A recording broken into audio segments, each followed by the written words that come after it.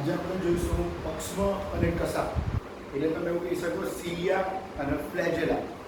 તો એક્ઝેક્ટલી આપણા મગજમાં પહેલાં તો એક ક્વેશ્ચન ક્રિએટ થશે કે પક્ષમ અને કસા શું છે. તો આપણે અગાઉના જે સ્ટાન્ડર્ડ છે એની અંદર ભણેલા છે કે 8 અને 10ની અંદર કંઈક એવું આવેલું હતું, પેરામિશિયમ, યુગ્લિના જેવા કંઈક નામ હતા.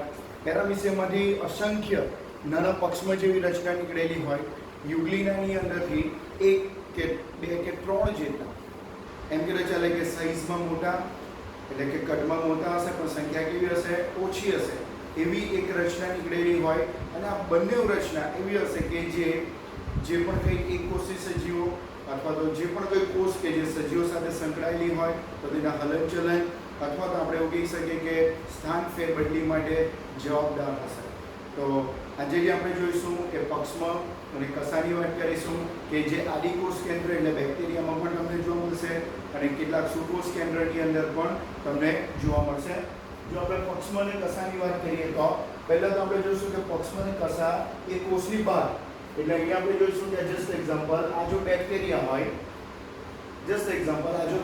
હોય, તો આ બેક્ટેરિયાના શરીરની બહાર એક રોમમાં એટલે કે વાળ જેવી એક રચના નીકળેલી છે, એક પૂંછડી જેવી રચના નીકળેલી છે કે જેને તમે શું કહી શકો, કસા. આપણે હમણાં જ કીધું કે કસા હોય તેની સંખ્યા 1 2 કે 3 જેટલી હોઈ શકે અને પક્ષમ હોય તો શરીરની સપાટી પર નીકળતું એ પણ એક બહિર્મુખ પેડ જ છે કે શરીરની સપાટીની બહાર છે, પણ તેનું કદ નાનું હશે અને તે કેવા હશે, અસંખ્ય હશે. જો પક્ષમ હશે તો અસંખ્ય અને કદ નાનું હશે, અને જો કસા હશે તો તેની સંખ્યા 1 2 કે 3 જેટલી હોય અને કદમાં કેવું હશે, મોટું હશે. એટલે તમારે યાદ રાખવાનું છે કે રોમમય બહિર્ભેદ એટલે કે શરીરની બહારની સપાટી પરથી નીકળતી એક પાતળી કાંકરા જેવી રચના કે જેને તમે કહી શકો પક્ષમ અથવા તો કસા.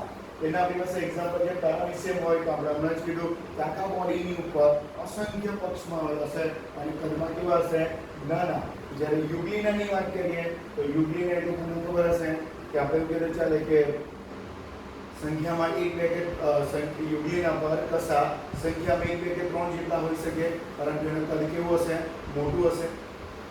જો આપણે પક્ષમની વાત કરીએ તો પક્ષમની રચના કેવી હશે, ખૂબ જ સૂક્ષ્મ, અને આપણે એવું બી કહીશું કે જે હલ્લેસા જેવું કામ કરશે. હલ્લેસા જેવું મતલબ આપણે એવું કરવાનું રહેશે કે તે આ બધા જ પક્ષમ જે શરીરની બહારની સપાટી પર આવેલા છે બધા જ પક્ષમ એક સાથે એક જ દિશામાં મૂવમેન્ટ કરશે, એટલે કે બધા આવી રીતે જ મૂવમેન્ટ કરશે એક જ દિશામાં કે જેના લીધે એ હલ્લેસાની જેમ કાર્ય કરશે. અને એમ કહેતો ચાલે કે એ પ્રાણી અથવા તો જે સજીવ જે માધ્યમમાં એટલે કે પાણીના માધ્યમમાં એની આજુબાજુમાં જો હલ્લેસાની જેમ કામ કરશે તો એને અકોર્ડિંગ ટુ જે સજીવ છે તેના સ્થાનમાં શું થશે, ફેરફાર થશે. એટલે તમે એવું કહી શકો હલ્લેસા જેવું કામ કરશે. કોષની આજુબાજુ જોવા મળતું જે પ્રવાહી છે તો તેની અંદર એ હલ્લેસા જેવા કામના લીધે અથવા તો હલ્લેસા જેવી ગતિના લીધે એ આ જે સજીવ છે એ પ્રવાહી માધ્યમમાં શું કરશે, ગતિ કરશે. આપણે કીધું એમ યાદ રાખવા જેવું છે કે પેરામિશિયમ અસંખ્ય અને કદમાં કેવા છે, નાના. જો જ્યારે આપણે કસાની વાત કરીએ તો કસા પક્ષમની કમ્પેરિઝનમાં કસા લાંબી છે, પરંતુ એ લખ્યું છે કે અસંખ્ય છે પક્ષમ, જ્યારે કસાની સંખ્યા 1 2 કે 3 જેટલી હોઈ શકે. અને આ પણ કસાનો પણ મુખ્ય હેતુ એ છે કોષીય ગતિ માટે જવાબદાર, એટલે કે કોઈ માધ્યમની અંદર પક્ષમાં એક જ સાથે બધા કામ કરતા હોય, હલ્લેસાની જેમ કામ કરતા હોય, જ્યારે કસા જે છે એ શું કરશે, એમ કહેશે તો ચાલશે કે આ જેની કસા છે તેને પાણીના માધ્યમમાં જોરમાં હલાવશે અને તેને અકોર્ડિંગ ટુ જે સજીવ છે એ કોષીય ગતિ કરવા માટે કોષીય ગતિ કરશે. એટલે બંનેની જો વાત કરીએ પક્ષમ અને કસા તે માધ્યમની અંદર એક સૂક્ષ્મ હોવાથી બધા સાથે એક સાથે જો હલ્લેસા જેવી ગતિ કરશે, જ્યારે કસા એ પક્ષમની કમ્પેરિઝનમાં એ લાંબી છે એટલે શું કરશે, એક જ જોરમાં મૂવમેન્ટ કરશે કે જે એના લીધે શું થશે કે પ્રાણી અથવા કોષ એક કોષી હોય તો તે શું કરશે, માધ્યમની અંદર ગતિ કરશે. તો તમે એવું કહી શકો કે કોષીય ગતિ માટે શું છે, જવાબદાર. હવે જો આપણે વાત કરીએ તો આપણી પાસે આદિકોષ કેન્દ્ર, જસ્ટ એક્ઝામ્પલ બેક્ટેરિયા. સુકોષ કેન્દ્રની વાત કરીએ તો આદિકોષ કેન્દ્ર અને સુકોષ કેન્દ્રમાં કસા આવેલી હોય, પરંતુ યાદ રાખજો કે બંને કેવી હશે, અલગ અલગ હશે. એટલે આદિકોષ કેન્દ્રની કસા અને સુકોષ કેન્દ્રની કસા એ અલગ હશે, એ તમારે યાદ રાખવાનું છે. હવે આપણે તો એ વાત કરી કે પક્ષમ અને કસા એ બહિર્મુખ પેડ છે. તો બહિર્મુખ ભેદ હોય તો આપણે ખબર પડી ગઈ કે બંને કોષીય ગતિ માટે જવાબદાર. આપણને એ પણ ખબર પડી ગઈ કે આદિકોષ કેન્દ્રની કસા અને સુકોષ કેન્દ્રની કસા પણ અલગ અલગ છે. હવે પછી જો વાત કરીએ તો ઇલેક્ટ્રોન માઇક્રોસ્કોપનો વિકાસ થયા પછી આપણે પક્ષમ અને કસાની અંતસ્થ રચનાનો અભ્યાસ કર્યો. તો પક્ષમ અને કસાની અંતસ્થ રચના સરખી છે. એટલે તમે એવું કહી શકો કે એક કદમાં નાનું છે તો એક કદમાં મોટું છે, પણ અંતસ્થ રીતે વાત કરીએ તો અંતસ્થ રીતે આ બંનેની રચના કેવી છે? સરખી છે. તો આપણે જો વાત કરીએ કે આ બેક્ટેરિયા છે, આ બેક્ટેરિયાની કસા છે. આપણે આ કસાને જો ઇલેક્ટ્રોન માઇક્રોસ્કોપની અંદર એની અંતસ્થ રચનાનો અભ્યાસ કરીએ તો તમને કેન્દ્રની અંદર આ બે સૂક્ષ્મ, આ જે બ્લુ કલરમાં બતાવી છે તે બે સૂક્ષ્મ કેન્દ્રસ્થ નલિકા જોવા મળશે. એટલે આ જો કસા છે તેનો જો આપણે ઇલેક્ટ્રોન માઇક્રોસ્કોપમાં અભ્યાસ કરીશું તો તમને કેન્દ્રસ્થ એટલે કે કેન્દ્રની અંદર શું જોવા મળશે? બે સૂક્ષ્મ નલિકા જોવા મળશે કે જેને તમે શું કહી શકો? કેન્દ્રસ્થ નલિકા પણ કહી શકો. હવે આપણે જોઈએ તો ઇલેક્ટ્રોન માઇક્રોસ્કોપના અભ્યાસ પરથી આપણે પક્ષમાં અને કસાની અંતસ્થ રચનાની અભ્યાસ સરળ બન્યો. હવે જોઈએ તો જે પક્ષમાં કે કસા છે તે જીવરસ પટલથી ઘેરાયેલી છે. એટલે કે આ એક પટલ જેવી રચના કે જેને કહેવાય કહી શકાય કે જીવરસ પટલથી શું થયેલું છે? ઘેરાયેલું છે. એનો જે આ લાંબો જે ભાગ છે કે જેને આપણે કહીશું અક્ષ અથવા તો અક્ષસૂત્ર, તો તેના અક્ષને આપણે શું કહીશું? અક્ષસૂત્ર. એટલે કે આ પક્ષમાં જે કસા જેવી રચના નીકળેલી છે એ આપણે કહીશું એનું શું છે? અક્ષસૂત્ર. એટલે આ અક્ષસૂત્ર એ ઘણી બધી સૂક્ષ્મ નલિકાનો બનેલી. તેમાં આપણે કીધું કેન્દ્રમાં કેટલી બનેલી છે? 2. અને પરિઘમાં તમે જોશો તો બ્લેક કલરથી 9 જોડ સૂક્ષ્મ નલિકા પરિઘમાં ગોઠવાયેલી છે. એટલે કેન્દ્રમાં કેટલી છે? 2 અને પરિઘમાં કેટલી છે? 9 જોડ. એટલે તમે એવું કહી શકો કે આ જે કસા અથવા તો જે પક્ષમ છે તો તે એમ કે ચાલે કે આનું જે અક્ષ છે એ અક્ષને તમે અક્ષસૂત્ર બી કહી શકો. અને આ જે અક્ષસૂત્ર છે એ ઘણી બધી સૂક્ષ્મ નલિકાનું બનેલું. તેમાં કેન્દ્રમાં 2 સૂક્ષ્મ નલિકા છે, જ્યારે પરિઘમાં 9 જોડ સૂક્ષ્મ નલિકાનો સમાવેશ થાય છે. એટલે તમે એવું કહી શકો કે જે અક્ષ છે તેને અક્ષસૂત્ર કહી શકાય. ઘણી બધી સૂક્ષ્મ નલિકાની બનેલી. તેમાં આપણે કીધું તેમ કે આ બધી જે સૂક્ષ્મ નલિકા છે એ પણ તેના અક્ષને કેવી ગયેલી છે? સમાંતર. એટલે આપણે જોઈશું કે આનો છેદ છે, આનો છેદ બતાવેલો છે, પણ આ બધી સૂક્ષ્મ નલિકા પર શું ગયેલી છે? એકબીજાને કેવી ગયેલી છે? સમાંતર ગયેલી છે. એટલે કે આ બધી સૂક્ષ્મ નલિકા આવી અંદર કસાની અંદર શું થઈ હશે? લંબાવી હશે. અક્ષસૂત્રના કેન્દ્રમાં આપણે કીધું તેમ કે 2 કેન્દ્રસ્થ નલિકા અને પરિઘ તરફ કેટલી છે? 9 જોડ નલિકા આવેલી છે. તો આવી ગોઠવણીને તમે કહી શકો 9+2. એટલે તમને એક્ઝામની અંદર પક્ષમ અને કસાની જગ્યાએ કોઈક વખત આવી ટૂંકી લખીએ આવું પણ લખેલું હોય કે 9+2. એટલે 9+2 એટલે આપણે સમજી જવાનું કે એ પક્ષમ અને કસાની વાત કરી છે. બીકોઝ ઓફ કે 9 નો મતલબ થશે પરિઘમાં 9 અને +2 નો મતલબ થશે કેન્દ્રમાં 2 નલિકાનો શું થાય છે? સમાવેશ થાય છે. તો આપણે કીધું એ પ્રમાણે કે આદિકોષ કેન્દ્રી અને સુકોષ કેન્દ્રીની કસા બંને કેવી છે? અલગ અલગ છે. ઇલેક્ટ્રોન માઇક્રોસ્કોપના અભ્યાસ પછી આપણને પક્ષમ અને કસાની અંતસ્થ રચનાનો અભ્યાસ આપણા માટે સરળ બન્યો. આ પક્ષમ અને કસા પણ જીવરસથી ઘેરાયેલી રચના છે. તેનો જે લંબાયેલો અક્ષ છે એને તમે અક્ષસૂત્ર કહી શકો. આ જે અક્ષસૂત્ર જે છે તો તેની અંદર જે બધી નલિકા આવેલી છે, ઘણી બધી નલિકા છે, 9+2ની ગોઠવણી છે. આ બધી નલિકા પણ તેના અક્ષને કેવી હશે? સમાંતર હશે. એના કેન્દ્રની અંદર 2 કેન્દ્રસ્થ નલિકા અને પરિઘની અંદર 9 જોડ નલિકા આવેલી છે. આવી ગોઠવણીને તમે 9+2 કહી શકો. જો આપણે એનો ડાયાગ્રામ જોઈએ તો આપણે એવું હમણાં જ કીધું કે કેન્દ્રની અંદર 2 કેન્દ્રસ્થ નલિકા આવેલી છે. આ 2 કેન્દ્રસ્થ નલિકા એકબીજા સાથે સેતુની મદદથી જોડાયેલી છે. અને આ 2 કેન્દ્રસ્થ નલિકાને ઘેરતું એક પટલ કે જેને તમે કહી શકો કેન્દ્રસ્થ આવરણ. તો આ કેન્દ્રસ્થ આવરણ એ શું કરશે? 2 કેન્દ્રસ્થ નલિકાને શું કરશે? ઘેરશે અથવા તો 2 કેન્દ્રસ્થ નલિકા કેન્દ્રસ્થ આવરણથી શું થયેલી હોય? ઘેરાયેલી હોય. હવે તમે જોશો તો પરિઘની અંદર ટોટલ 9 જોડ. પરિઘની અંદર ટોટલ 9 જોડ 1 2 3 4 5 6 7 8 અને 9. ટોટલ 9 જોડ સૂક્ષ્મ નલિકા આવેલી અને આ દરેક 9 જોડમાંની દરેક સૂક્ષ્મ નલિકા એ આ કેન્દ્રસ્થ આવરણ સાથે કઈ જોડાયેલી દેખાશે કે ત્રિજ્યાવર્તી તંતુ સાથે. એટલે તમે એવું કહી શકો કે જે પરિઘમાં જે 9 જોડ આવેલી છે એ 9 જોડ કેન્દ્રસ્થ આવરણ સાથે ત્રિજ્યાવર્તી તંતુની મદદથી શું થયેલી હોય, જોડાયેલી હોય. અને આ બંને જે ત્રિજ્યાવર્તી તંતુથી જોડાયેલી છે, ઇવન આ બંને જે પરિઘવર્તી નલિકા છે, આ પરિઘવર્તી જે નલિકા છે, પરિઘીય નલિકા છે, એ પરિઘીય નલિકા પણ દ્વિતીય સેતુ એટલે કે તમે જોશો આ દ્વિતીય સેતુની મદદથી નજીકની આ બે કેન્દ્રસ્થ નલિકા પણ એકબીજા સાથે શું થયેલી છે, જોડાયેલી છે. તો આપણી પાસે ત્રણ મોસ્ટ ટાઈમ ક્વેશ્ચન છે જે આપણે જોઈ ગયા. બે કેન્દ્રસ્થ નલિકા જે કેન્દ્રમાં આવેલી છે તે એકબીજા સાથે કોની મદદથી જોડાયેલી, સેતુની મદદથી જોડાયેલી. બીજું કે આજુબાજુ શું આવેલું છે, આ બે કેન્દ્રસ્થ નલિકાની ઘેરતું એક આવરણને શું કહી શકાશે, કેન્દ્રસ્થ આવરણથી ઘેરાયેલી છે. ત્રીજું કે 9 ત્રિજ્યાવર્તી તંતુ. એટલે આપણે 9 કેમ કીધું, આ તમારા માટે એમસીક્યુ છે, બીકોઝ ઓફ કે પરિઘીય નલિકા કેટલી જોડ છે, 9 જોડ છે અને દરેક જોડ ત્રિજ્યાવર્તી તંતુ સાથે કેન્દ્રસ્થ આવરણ સાથે જોડાયેલી. તો 9 પરિઘીય જોડ હોય તો 9 શું જોઈશે, ત્રિજ્યાવર્તી તંતુ જોઈશે. ઇવન બે નજીકની જે પરિઘીય નલિકા જે છે, પરિઘીય નલિકા નજીકની એ પણ એકબીજા સાથે દ્વિતીય સેતુ એટલે કે તંતુ, આ તંતુ ઓલવેઝ પ્રોટીનના બનેલા હોય તો દ્વિતીય સેતુ એ શું જોડાયેલી હશે.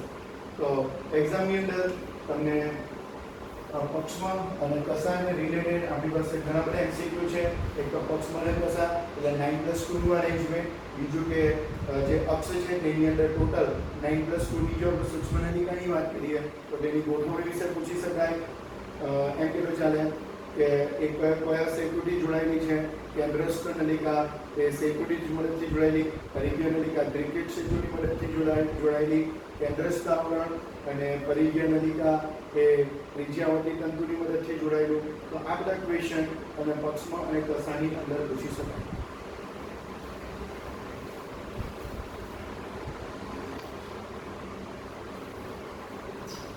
હવે આપણે જોઈશું તારાકાય અને તારાકેન્દ્ર. તમે ઇંગ્લિશમાં કહી શકો સેન્ટ્રોઝોમ અને સેન્ટ્રિયોલ. એક્ઝેક્ટલી આ તારાકેન્દ્ર અને તારાકાય શું છે તો યાદ રાખજો કે તારાકાય એ બે સૂક્ષ્મ નલિકાઓનું બનેલું, તારાકાય એ બે સૂક્ષ્મ નલિકાઓનું બનેલું અને તેમાંનો એક નળાકાર રચના કે જેને તમે કહી શકો તારાકેન્દ્ર. ફરીથી આપણે રિપીટ કરીએ તો કે તારાકાય શું છે તો તારાકાય એટલે તમે કહી શકો કે બે નળાકાર રચનાની બનેલી રચના કે જેને તમે કહી શકો તારાકાય. અને તેમાંનો એક નળાકાર વાળી રચના, તેમાંનો એક નળાકાર નલિકામય રચના કે જેને તમે કહી શકો તારાકેન્દ્ર. તો અહીંયા જોઈશું તો તારાકાય એટલે તમે કહી શકો જે બે નળાકાર રચનાઓ ધરાવે અને તારાકેન્દ્ર એટલે કે તેમાંની આવેલી એક નળાકાર રચનાને તમે શું કહી શકો, તારાકેન્દ્ર. તારાકેન્દ્રની આસપાસ એટલે કે તમે આપણે જસ્ટ ઇમેજિન કરીએ તો સમજો કે આ બે તારાકેન્દ્ર છે અને આ બે તારાકેન્દ્ર ભેગા થાય તો આપણે કીધું કે બે નળાકાર રચનાને આપણે કીધું તારાકાય અને તેમાંનો એક નળાકાર એટલે તમે કહી શકો તારાકેન્દ્ર. તો તારાકેન્દ્રની આજુબાજુ જે પણ કંઈક જીવરસ આવેલું છે તો તેને તમે કહી શકો તારાવર્તુળ કહી શકો. યાદ રાખજો કે આ બંને તારાકેન્દ્ર તારાકાયની અંદર એકબીજાને કેવા હશે, કાટખૂણે. એટલા માટે આપણે જસ્ટ ઇમેજિન કરીએ કે આવી રચના હોઈ શકે.